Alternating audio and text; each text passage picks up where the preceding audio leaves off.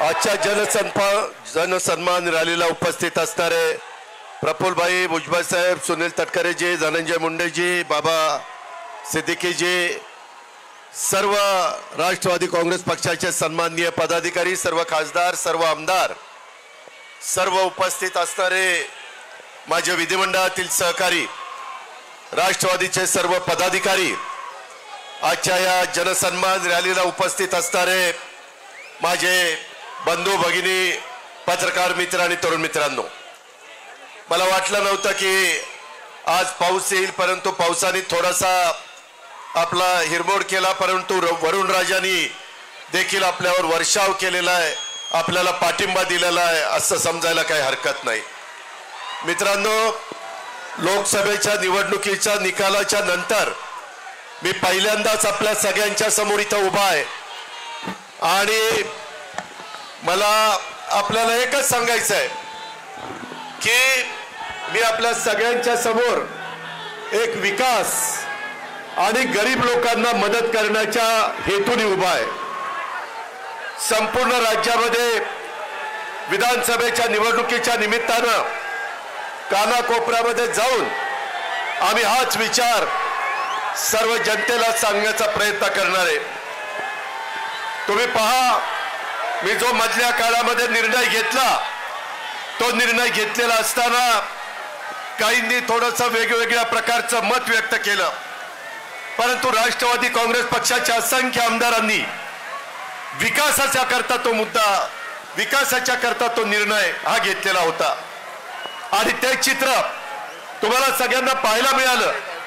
लोकसभेच्या निवडणुकीच्या निमित्तानं आपल्याला थोडं अपयश आलं, परंतु मी कार्यकर्त्यांना सांगेन, जनतेला सांगेन, अपयश आलं म्हणून खचून जायचं नसतं आणि कालच्या विधान परिषदेच्या निवडणुकीमध्ये 9 आमदार आपले निवडून आले म्हणून हुरळून पण जायचं नसतं।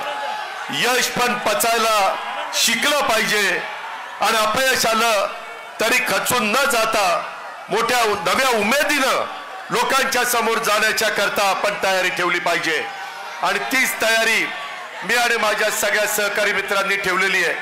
तुम्ही पाहा, कालच्या निवडणुकीमध्ये शिवाजीराव गर्जे असंख्य वर्ष तुमच्या माझ्या राष्ट्रवादी काँग्रेस पक्षामध्ये एक कार्यकर्ता म्हणून काम करणारे, सगळ्यांना आलेल्या गेलेल्यांचं जे काही अडीअडचणी आहेत ते समजून घेणारे, ते आम्हा लोकांच्या कानावर घालणारे, अशा पद्धतीनं जे शिवाजीराव गर्जे होते, अनेक वर्ष आमच्या सगळ्यांच्या मनात होतं की त्यांना संधी मिळाली पाहिजे, परंतु काही ना काही अडचणी येत होत्या।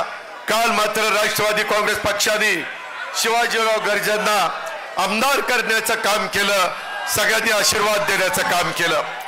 दुसरा एक तरुण सहकारी आपला परभणीचा राजेश विटेकर, की ज्याला आपण लोकसभेची उमेदवारी देणार होतो, परंतु काही कारणांनी आपण तिथं जरा थांबलो। आपल्यातले सहकारी महादेव जानकरांना ती उमेदवारी दिली आणि त्यावेळेस पहिल्या सभेमध्ये मी सांगितलेलं होतं की राजेश, 6 महिन्याच्या आत राष्ट्रवादी काँग्रेस पक्ष तुला आमदार केल्याशिवाय गप्प बसणार नाही आणि तो निर्णय आपण कालच्या निवडणुकीच्या निमित्तानं उभ्या महाराष्ट्राला दाखवून दिला। आपण शब्दाचे पक्के आहोत, जो आपला वादा असतो तो वादा आपला पक्का असतो, हे महाराष्ट्राला माहिती आहे।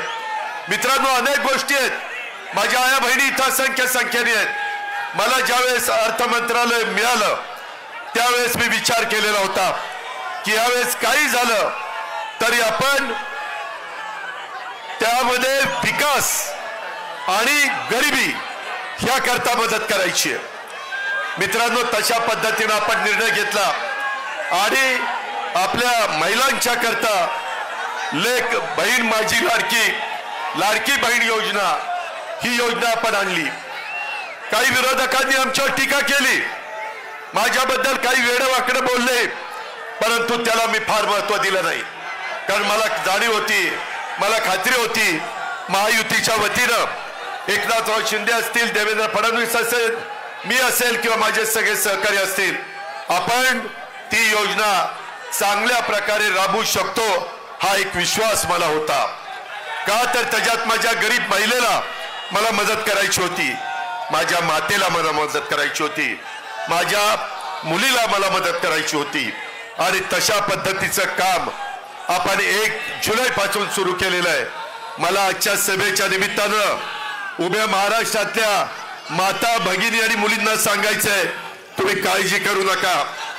जुलै ऑगस्ट मध्ये जरी फॉर्म भरायला तुम्ही अर्ज करा, तो तुमचा अधिकार आहे. तो अर्ज केल्यानंतर तो अर्ज वेळेमध्ये कसा मंजूर होईल याबद्दलची खबरदारी आम्ही घेऊ, त्याबद्दलची काळजी आम्ही घेऊ. मगाशी माझ्या काही महिला म्हणाल्या की अजित पवार ह्याच्यामध्ये काही त्रुटी होत्या, आम्ही त्याच्याकरता रेशन शिधाव कार्ड वाटप कार्ड आपण त्यामध्ये मंजूर केलं, आपण पिवळं रेशन कार्ड आपण मंजूर केलं, भगवं रेशन कार्ड मंजूर केलं. का तर माझ्या आया बहिणींना माझ्या मुलींना त्रास कमी व्हावा म्हणून. मी महाराष्ट्राला सांगू इच्छितो की या योजनेच्या करता आमचा अंदाज आहे चांद्यापासून बांद्यापर्यंत 2.5 कोटी महिलांना दर महिन्याला 1,500 रुपये मिळणार, दर महिन्याला. म्हणजे 2 महिन्याचे पैसे. ऑक्टोबर मध्येच भाऊबीज रक्षाबंधन आहे, राखी पौर्णिमा 19 तारखेला, साधारण त्यावेळेस त्या माझ्या भगिनीच्या खात्यावर बँकेत 3,000 रुपये देण्याचा निर्णय आपण घेतलेला आहे. काळजी करू नका. माझी दुसरी एक विनंती आहे, काही माझ्या युतीचे सहकारी म्हणाले की जी सभा होतीये त्याच्यामध्ये राष्ट्रवादी काँग्रेस पक्षाचं सगळं दिसतंय, परंतु ही राष्ट्रवादी काँग्रेस पक्षाची सभा आहे. पुढे आमच्या विभागामध्ये युतीच्या सभा होणार आहेत, ज्याला एकनाथराव शिंदे शिवसेना असेल, ज्याच्यात देवेंद्र फडणवीस भाजपा असेल, ज्याच्यात अजित पवार आणि त्यांचे राष्ट्रवादी काँग्रेसचे सगळे सहकारी असतील, अशी महायुतीची आणि त्यांच्या मित्र पक्षांच्या सभा प्रत्येक विभागामध्ये होणार आहे, प्रत्येक जिल्ह्यामध्ये होणार आहे. त्याच्यामुळं या सभेचा आणि त्याचा अर्थार्थी संबंध नाही. हे राष्ट्रवादी काँग्रेस पक्षाने जनसन्मान रॅली सुरू केलेली आहे. ती रॅली सुरू करत असताना आम्ही कुणालाही वंचित ठेवलेलं नाहीये. आज मी सकाळी माझ्या काही महिलांचे अर्ज पंचायत समिती बारामतीमध्ये स्वीकारायला गेलो. त्याच्यामध्ये एक म्हणाली, दादा तुम्ही त्याच्यामध्ये सांगितलंय 4 चाकी वाहन असल्यावर त्यांना मिळणार नाही. म्हणलं ट्रॅक्टर असला तरी त्यांना मिळणार. पण ते म्हणले की दादा माझा नवरा ड्रायव्हर आहे आणि तो रात्री गाडी घेऊन माझ्या घरी येतो आणि त्याच्यामुळे ती गाडी तर आमचीच समजतील आणि मग 4 चाकी वाहन आमची काय चूक आहे. मी तमाम माझ्या ड्रायव्हर लोकांना महाराष्ट्रातल्या सांगतो, त्यांच्या सगळ्या पत्नींना सांगतो, भगिनी वर्गाला सांगतो, मुलींना सांगतो, काळजी करू नका. ज्यांच्या स्वतःच्या नावावर गाडी आहे अशांना त्याच्यामध्ये धरलं जाणार नाही. जे ड्रायव्हिंग करतात त्यांना त्याच्यामध्ये धरलं जाणार आहे. 2.5 लाखापर्यंत उत्पन्न असणाऱ्या सगळ्या माझ्या आया बहिणींना आणि मुलींना त्यामध्ये धरलं जाणार आहे. आपण अजिबात काळजी करू नका.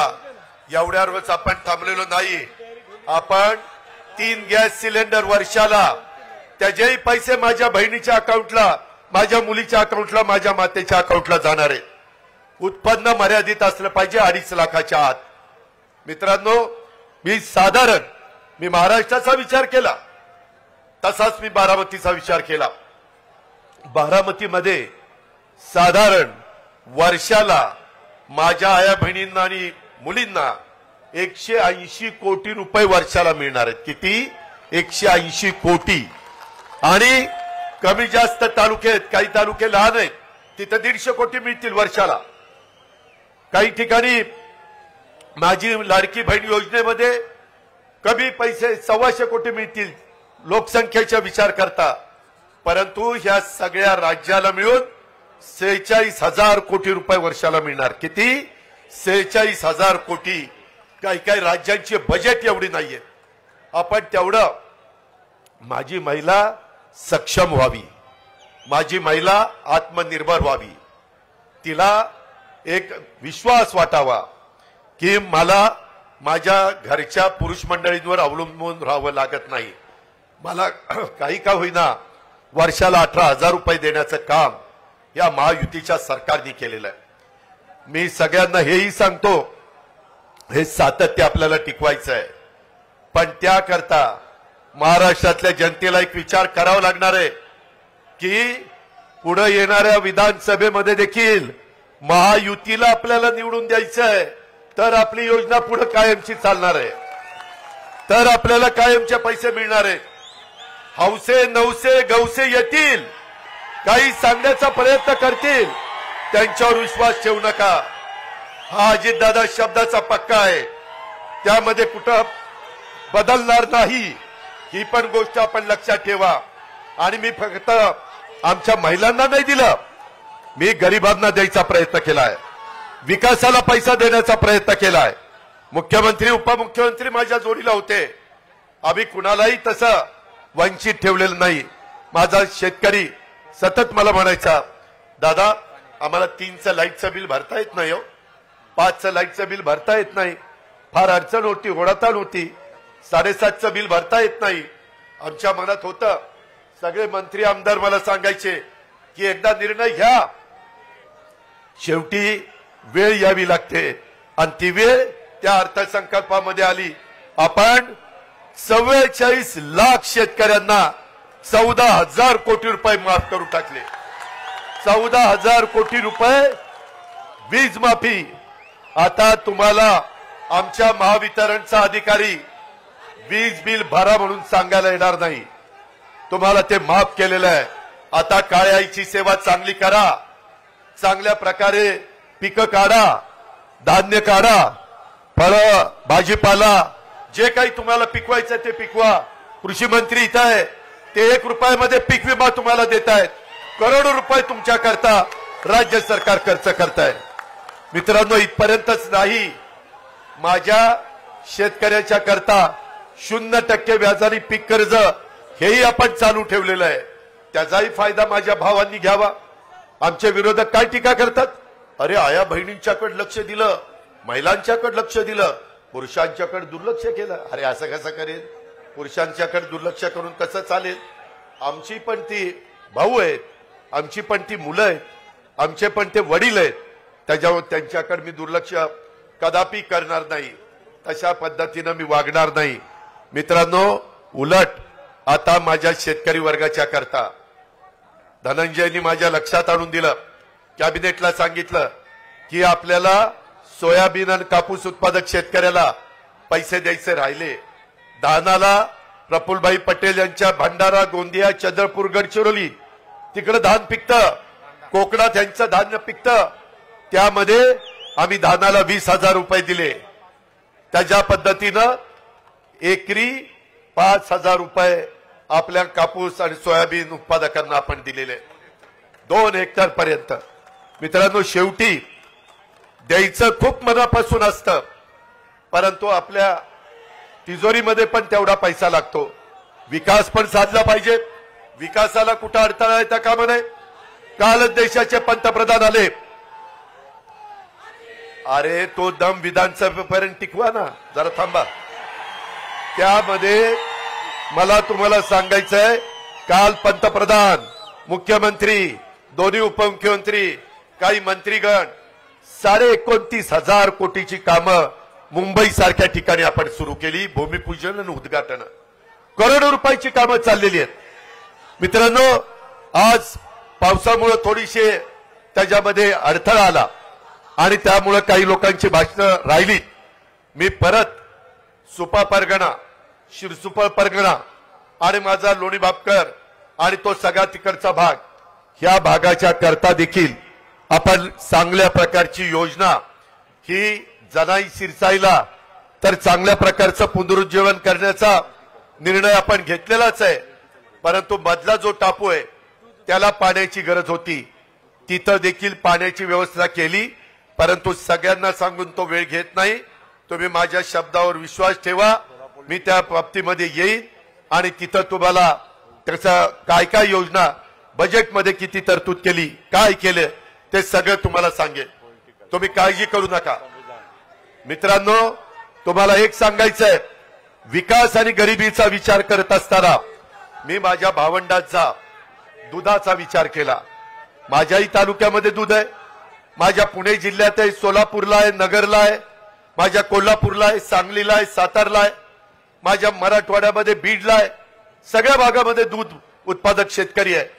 त्यांच्याकरता 5 रुपये लिटरला पुन्हा दुधाचे भाव जोपर्यंत कमी आहेत तोपर्यंत कायम 5 रुपये अनुदान देण्याचा निर्णय आम्ही घेतलेला आहे. तेवढ्यावर थांबलो नाही. दुधाची पावडर मोठी आहे, शिल्लक आहे, ती परदेशामध्ये पाठवायला 30 रुपये किलो आपण अनुदान दिलेलं आहे. महायुतीने तो निर्णय घेतला. म्हणजे भावंडांच्या करता देखील आपण निर्णय घेतोय. मी सुरुवातीलाच तुम्हाला सांगितलं, गरीब, ह्या गरीबाकरता आपल्याला मदत करायची.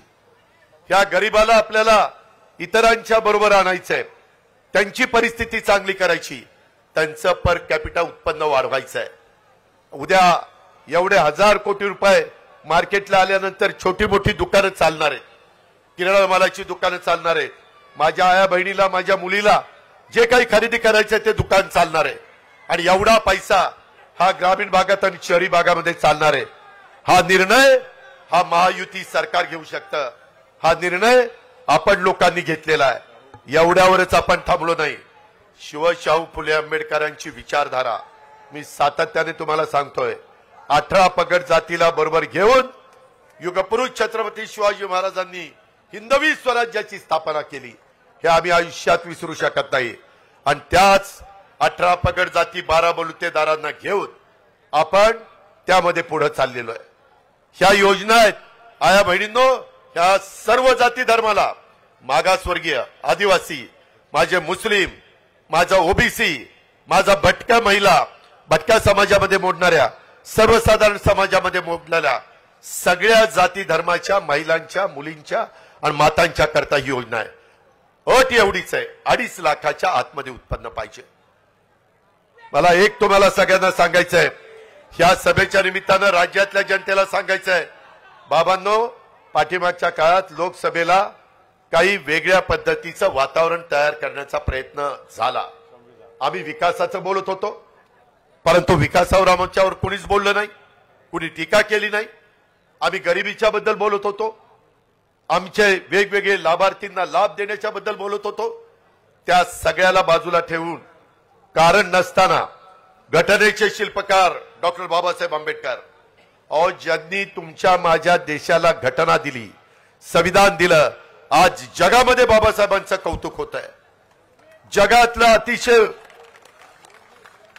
मोठा पुतळा, जगाला हेवा वाटावा असा पुतळा आपण इंदुमिलच्या जागेवर 14 एकर जागेमध्ये करतोय. एवढाच चांगला पुतळ्याचं काम, स्मारकाचं काम पुढच्या पिढ्यानपिढ्या घटनेचे शिल्पकार डॉक्टर बाबासाहेब आंबेडकरची विचार, त्यांची विचारधारा प्रत्येकाच्या पर्यंत पोचली पाहिजे. त्यांचं संविधान, त्यांची घटना, त्याचा आदर आपण सगळ्यांनी केला पाहिजे. ही आमची भूमिका 30 पंतप्रधानांनी मांडली. आम्ही संविधान दिन साजरा सुरू केला आणि आमच्या मागासवर्गीय समाजामध्ये आणि आदिवासी समाजामध्ये अरे हे 400 पार झाल्यावर घटना बदलतील, संविधान बदलतील, आपलं आरक्षण काढतील. किती खोटं बोलले, किती रेटून पण खोटं बोल, अशा प्रकारची गोष्ट या लोकांनी केली. माझ्या मुस्लिम बांधवांना पण काही चुकीचं सांगण्याचा प्रयत्न केला. मित्रांनो, आम्ही महायुतीच्या सरकारमध्ये काम करतोय. मी आपल्याला सगळ्यांना विश्वास देऊ इच्छितो की तुमच्या माझ्या महाराष्ट्रामध्ये शाहू फुले आंबेडकरांच्या शिवाजी छत्रपतींच्या महाराष्ट्रात काम करत असताना कुठल्याही जाती धर्माच्या महिलेवर, पुरुषावर, मुलावर, मुलीवर, मातेवर, वयस्कर माणसावर अन्याय होणार नाही, याबद्दलची खबरदारी आम्ही घेऊ. तशा प्रकारचा शब्द आजच्या सभेच्या निमित्तानं महाराष्ट्रातल्या जनतेला मला द्यायचा आहे. तुम्ही अजिबात काळजी करू नका. आम्ही खोटं बोलणार नाही. आम्हाला तशा पद्धतीनं वागायचं नाही. सत्ता येते, सत्ता जाते. सत्तेला आपापलेले आम्ही नाहीये. त्याच्यामध्ये मी नेहमी सांगतो, ताम्रपट घेऊन कुणी जन्माला आलेलं नाहीये. परंतु मिळालेल्या सत्तेचा वापर, पदाचा वापर हा गरिबाकरता झाला पाहिजे, हा माझ्या शेतकऱ्याकरता झाला पाहिजे, हा माझ्या महिलेकरता झाला पाहिजे. मला माझ्या शेतकऱ्यांना सांगायचंय, कालच मी अमितभाईंना भेटलो, त्याच्यामध्ये प्रफुल्लभाई होते, तटकरे साहेब होते. त्यांना सांगितलं की एमएसपी आपली साखरेची बरेच वर्ष वाढली नाही, एफआरपी वाढली, ती वाढलीच पाहिजे, पण तो एमएसपी नाही वाढली. मागाशी केशवराव इथं बसलेले मी बघितले आहेत तिथं, त्या सगळ्यांनी मला, केशवरावनी, प्रशांतनी, त्याच्यामध्ये पुरुषोत्तम दादांनी, अनेक कारखान्याच्या चेअरमननी सांगितलं की दादा ह्याच्यातनं मार्ग काढा. अमितभाईंना म्हणलं, अमितभाई एमएसपी वाढवायला पाहिजे. ते म्हणले काळजी करू नका, तुम्ही माझ्याकडे निवेदन द्या. लेखी निवेदन त्यांनी मागितलेलं आहे, मी उद्याच ते निवेदन पाठवणार आहे. ते म्हणाले की मी 20 तारखेला 21 तारखेला जिल्ह्याच्या दौऱ्यावर पुण्याच्या येणार आहे. हसन मुश्रीफ साहेबांनी पण तिथं जसं तुमच्या बारामतीमध्ये 1000 कोटीचा हॉस्पिटल पुण्यश्लोक अहिल्यादेवी होळकरांच्या नावाने आपण काढलेलं आहे, तशा पद्धतीनं कोल्हापूरला पण एक चांगल्या प्रकारचं हॉस्पिटल, ह्याचं भूमिपूजन, त्यांची बँक आहे, त्यांची इमारतीचं उद्घाटन. परंतु अमितभाई म्हणाले मी जरूर कार्यक्रम हसन मुश्रीफांचा स्वीकारीन, परंतु त्या दिवशी 10,000 झाडं लावायचा कार्यक्रम झाला पाहिजे, 10,000 रोपं तिथं लावायचा कार्यक्रम झाला पाहिजे. मगाशी कोणीतरी बोललं की बाबा शेवटी पाऊसकाळ चांगला होण्याच्या करता झाडाची गरज आहे. पुढची पिढी आपल्याला माफ करणार नाही आपण चुकीचं केलं तर, आपण कमी पडलो तर. त्या प्रकारचं काम आता आम्ही सगळ्यांनी सुरू केलेलं आहे. तुम्ही बघताय, मी तर अतिशय झाडं मोठ्या प्रमाणावर लावणारा एक कार्यकर्ता आहे. हे महाराष्ट्राने बघितलंय, जिल्ह्यांनी बघितलंय, तालुक्यांनी बघितलंय. अशा पद्धतीनं त्या कार्यक्रमाला ते येणार आहेत. त्यावेळेस मी कांदा माझ्या उत्पादक शेतकऱ्यांच्या करता पण सांगितलं की कांदा निर्यात बंदी आता अजिबात करायची नाही. त्यांनी सांगितलं ठीक आहे, परंतु काही जण चुकीच्या बातम्या सोडतात. 2 दिवसापूर्वी टीव्हीवाल्यांची बातमी चालली, कांदा परदेशातनं आयात करताय. कांदा आयात केलेला नाही, दुधाची पावडर आयात केलेली नाही. आम्ही सगळ्यांनी ही गोष्ट सांगितलेली आहे. जसं शहरी भागातल्या लोकांना परवडलं पाहिजे, तसं माझ्या उत्पादन करणारा शेतकरी त्यालाही परवडलं पाहिजे, त्याचाही प्रपंच चालला पाहिजे, त्यालाही 2 पैसे मिळाले तर तो त्याच्या कुटुंबाचा चांगल्या प्रकारचा विचार करेल. आत्महत्येपासून मला माझ्या महाराष्ट्रातल्या शेतकऱ्याला मागे खेचायचंय, त्याला सगळ्या सुविधा द्यायच्यात. तुम्ही घाबरू नका, राज्य सरकार तुमच्या पाठीशी आहे. केंद्र सरकारच्या कोट्यवधी रुपयाच्या योजना आपण तिथं आणण्याच्या करता कुठं कमी पडणार नाही. काल देशाच्या पंतप्रधानांनी पण सांगितलं, जसं देशाची आर्थिक राजधानी मुंबई आहे, तसं आता जगाची आर्थिक राजधानी मुंबई करण्याच्या करता आपण सगळेजण एकमेकाला मदत करू, ही भूमिका पंतप्रधानांनी मांडलेली आहे. मित्रांनो, कृपा करा आणि कुठेही आपण चुकीच्या प्रचारावर नरेटिव्ह जो काही सेट करण्याचा प्रयत्न करतात, खोटं सांगण्याचा प्रयत्न करतात, ह्या गोष्टीवर विश्वास ठेवू नका. मला अशाच माझ्या भगिनी भेटायच्या, म्हणायच्या दादा हे तुम्हाला पटतं का?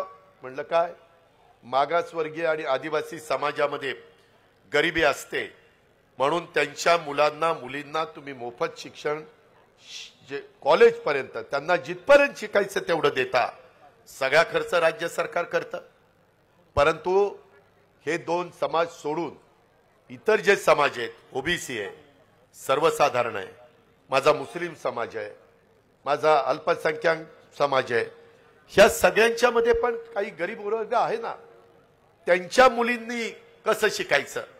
त्यांच्या आई वडिलांचं तर तेवढं उत्पन्न नाहीये आणि मग ते कसं त्यांचा खर्च करणार?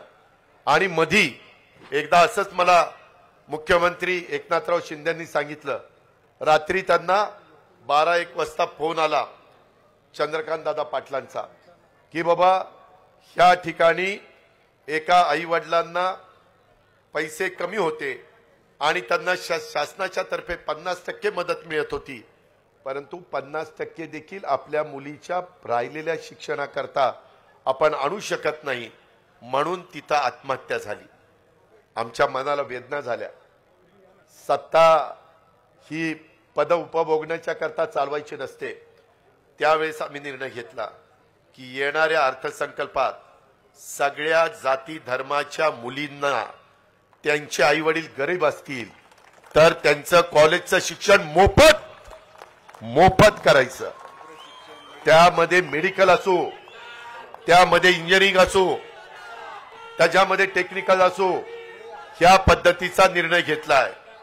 मित्रांनो, तुम्हाला आश्चर्य वाटेल, ह्या सगळ्याच्या करता आपण किती निधी बाजूला काढला माहितीये? माझ्या लाडकी बहीण योजना 46,000 कोटी, माझ्या शेतकऱ्याला वीज माफी 14,000 कोटी, झाले 60,000 कोटी. त्यामध्ये महिलांना गॅस सिलेंडर 3 फ्री, त्यांना 2,500 कोटी, आणि मुलींना कॉलेजचं शिक्षण फ्री, त्याला 2,500 कोटी, झाले 5. म्हणजे 60 आणि 5 65. मुलं म्हणायचे आमच्या मुलांकडे मुलींच्याकडे लक्ष आहे का नाही? अरे आहे. तुमच्याकडे लक्ष नाही द्यायचं तर कुणाकडे लक्ष द्यायचं? 10,000 कोटी रुपयाचा कार्यक्रम माझ्या तरुण युवा युवतींच्या करता, त्यांना 10 लाख मुलांना मुलींना दरवर्षी आम्ही स्टायपेंड देणार आहे. आणि त्याकरता त्यांना 1 वर्षाचं शिक्षण, ते शिक्षण घेतायत म्हणून त्यांना 6,000, 8,000, 10,000चं स्टायपेंड, त्याकरता 10,000 कोटी. म्हणजे आम्ही आमच्या मुलांना मुलींना तरुण तरुणींना वाऱ्यावर सोडलं का? नाही सोडलं. असे 75,000 कोटी रुपये आपण राज्य सरकारच्या बजेटमधनं माझ्या महिलांना, माझ्या शेतकऱ्यांना, माझ्या मुलांना, माझ्या मुलींना, सगळ्यांना, सर्व घटकाला, आणि ह्याच्यामध्ये सगळ्या जाती धर्माचे आहेत. कुणी जर असं म्हटलं अरे आमचं काय, अरे तुमचं पण आहे ना, तुम्ही कशाला न करताय? सगळ्यांच्या करताय का? तर विकास हा राष्ट्रवादी काँग्रेस पक्षाने डोळ्यासमोर ठेवलाय. का? तर गरिबी कमी करायचा कार्यक्रम हा राष्ट्रवादी काँग्रेस पक्षाने ठेवलाय, म्हणून या सगळ्या योजना आणलेल्या आहेत. मित्रांनो, आम्हाला ह्याची सुरुवात सगळे नेतेगण म्हणाले की रविवारचा दिवस असला तरी आज आपण ती सुरुवात करू. मला वाटलं नाही की याचा आनंद जसा तुम्हाला होईल तसा वरुण राजाला पण होईल आणि तोही बरसेल असं मला वाटलं नाही. परंतु ते शुभ लक्षण आहे. वरुण राजांनी पण आपल्याला साथ दिलेली आहे. आता कार्यकर्त्यांनो, घोषणा देण्याच्या पेक्षा आपल्या आया बहिणींचा 2.5 लाखाच्या पेक्षा कमी उत्पन्न असणाऱ्यांचा अर्ज केलाय का? अधिकाऱ्यांच्या पर्यंत पोहोचलाय का? काही अजून अडचण असेल तर कुठल्याही राष्ट्रवादीच्या किंवा महायुतीच्या आमदारांना सांगा, कुठल्याही मंत्र्यांना आम्हाला सांगा, कुठल्याही आम्हा मुख्यमंत्री उपमुख्यमंत्र्यांना सांगा. आम्ही त्याच्यामध्ये लक्ष घालू. आम्ही त्यामध्ये खरोखरीच तो लाभ देण्याच्या करता ह्या योजना केलेल्या आहेत. त्याबद्दल आपण अजिबात गैरसमज करू नका. आरक्षणाच्या बाबतीमध्ये देखील आपण योग्य पद्धतीचा निर्णय घेतोय. त्याबद्दल पण कुठलीही शंका कुशंका मनामध्ये बाळगू नका. कुणावर अन्याय होणार नाही, परंतु ज्यांना मिळालं पाहिजे त्यांनाही तो लाभ देण्याच्या करता हे राज्य सरकार कटिबद्ध आहे, सकारात्मक आहे. ही पण बाब मला या सभेच्या निमित्तानं माझ्या महाराष्ट्राला सांगायची आहे, माझ्या तमाम कार्यकर्त्यांना सांगायची आहे. कार्यकर्त्यांनो, आज जनसन्मान रॅली निघालेली आहे. आता विधानसभेचं मतदान होईपर्यंत ही थांबणार नाही. आपल्याला सगळा महाराष्ट्र ढवळून काढायचा आहे. आपल्याला प्रत्येक जिल्हा ढवळून काढायचा आहे, प्रत्येक तालुका ढवळून काढायचा आहे. अनेक वेगवेगळ्या प्रकारच्या योजना ह्या आपण त्या बाबतीमध्ये करतोय. यंदा पाऊसकाळ चांगला आहे. काही ठिकाणी आम्हाला दुबार पेरणी करावी लागते. त्याकरता देखील जे काही युरिया असेल, DAP असेल, जी खतं असतील ती खताच्या करता, बियाणं चांगलं देण्याच्या करता आपले कृषी मंत्री त्या ठिकाणी लक्ष देऊन आहेत. कृषी मंत्री केंद्रीय जे शिवराजजी चव्हाण, त्यांची आणि धनंजयची चांगली ओळख आहे, माझी त्यांची चांगली ओळख आहे. त्यांनी पण मला सांगितलंय, दादा आता तुम्ही काळजी करू नका, त्यांनी त्यांच्या स्वतःच्या मध्य प्रदेशमध्ये स्वतः प्रफुल्लभाईंना माहिती आहे, त्यांच्या जवळच मध्य प्रदेश आहे गोंदियाच्या, त्यांना विचारा कृषीचा कार्यक्रम ते मुख्यमंत्री शिवराज सिंग चौहान असताना एवढा चांगला राबवला गेला की करोनाच्या काळामध्ये कृषीचा दर तिथं सगळ्यात चांगला देशात नंबर 1 चा होता. म्हणून देशाचे पंतप्रधान नरेंद्र मोदींनी त्यांच्याकडे कृषी विभागाची जबाबदारी दिलेली आहे. ते म्हणाले आता शेतकऱ्यांनी काळजी करण्याचं कारण नाही, मला त्याच्यातले बारकावे माहिती आहेत, मला त्याच्यातल्या अडीअडचणी माहिती आहेत. मित्रांनो, भावनिक होऊ नका, इमोशनल होऊन प्रश्न सुटत नाही. प्रश्न सोडवण्याच्या करता रात्रंदिवस कष्ट करावे लागतात, काम करावं लागतं, विकासाचं ध्येय डोळ्यासमोर ठेवून पुढे जायचं असतं. बारामतीच्या परिसरामध्ये पुणे जिल्ह्यामध्ये कसा विकास केलाय हे सांगायला काही कुणाला ज्योतिषाची गरज आहे असं मला वाटत नाही. मात्र तुम्ही एक गोष्ट लक्षात घ्या, ह्या सगळ्यांनी राष्ट्रवादी काँग्रेस पक्षाच्या राष्ट्रीय अध्यक्षपदाची जबाबदारी ही माझ्यावर त्या ठिकाणी सोपवलेली आहे. मला बारामती बघत बघत आपले 13 तालुके, आपलं पुणे आणि पिंपरी चिंचवड शहर, आपला महाराष्ट्र हा फिरायचा आहे. त्याच्यामुळे इथल्या माझ्या आया बहिणींनी, इथल्या माझ्या तरुण तरुणींनी, इथल्या माझ्या वडीलधाऱ्यांनी ती पण जबाबदारी चांगल्या पद्धतीनं पार पाडायची. हे कुणाच्या घरचं काम नाहीये, हे आपल्या सगळ्यांचं काम आहे. त्या कामामध्ये कुठं अजिबात कमी पडता कामा नये. आणि मी आपल्याला सगळ्यांना सांगेन की कुठल्याही परिस्थितीमध्ये जे डॉक्टर बाबासाहेब आंबेडकरांचे विचारधारा आपण पुढे घेऊन जात असताना त्यांच्या घटनेला आणि त्यांच्या संविधानाला जोपर्यंत आमच्या जीवात जीव आहे तोपर्यंत कुणी धक्का लावणार नाही. मी तर सगळ्या महाराष्ट्राला सांगितलंय, चंद्र आणि सूर्य जोपर्यंत आहेत तोपर्यंत संविधानाला कुणी धक्का लावू शकत नाही. तुम्ही विश्वास ठेवा, आम्ही शब्दाचे पक्के आहोत. आम्ही जो वादा करतो तो वादा पुराच करतो, हे पण आपण सगळ्यांना माहिती आहे.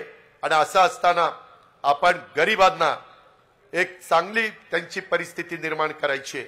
आणि म्हणून या सगळ्या योजना आहेत. माझ्या बहिणींनी, माझ्या मातांनी, माझ्या मुलींनी त्याच्याकडे त्या नजरेने बघावं. कुणी गैरसमज निर्माण करण्याचा प्रयत्न केला तर त्याला ठासून सांगा, तुम्ही काहीतरी आता चुकीचं सांगू नका. आमचा दादावर विश्वास आहे, महायुतीवर विश्वास आहे, आम्ही त्याचंच ऐकणार. या पद्धतीची भूमिका माझ्या तमाम महाराष्ट्रातल्या मुलींनी आणि माता भगिनींनी घेतली पाहिजे. अशा प्रकारची माझी आपल्या सगळ्यांना विनंती आहे. वैयक्तिक गरजा आणि इच्छा आकांक्षा याबद्दलची कुठलीही कसर त्यामध्ये आम्ही ठेवणार नाही, याबद्दलची पण ग्वाही मी आपल्या सर्वांना सांगू इच्छितो. आज थोडंसं आमच्याकडनं काही चुका झाल्या. वास्तविक एवढी सभा असताना मोठा मंडप टाकायला पाहिजे होता, पण म्हटलं की कशाला उघड्यावर चांगली सभा घेऊ, पण त्याच्यामुळे जरा तुमचा हिरमोड झालाय. पण काळजी करू नका, काळजी करू नका, या सगळ्या गोष्टी आम्ही त्याच्यामध्ये पूर्ण करू. माझी तुम्हाला विनंती आहे की आता मी शिवाजीराव गर्जे आणि राजेश विटेकर हे विधान परिषदेचे निवडून आले, त्यांचाही सत्कार करतो.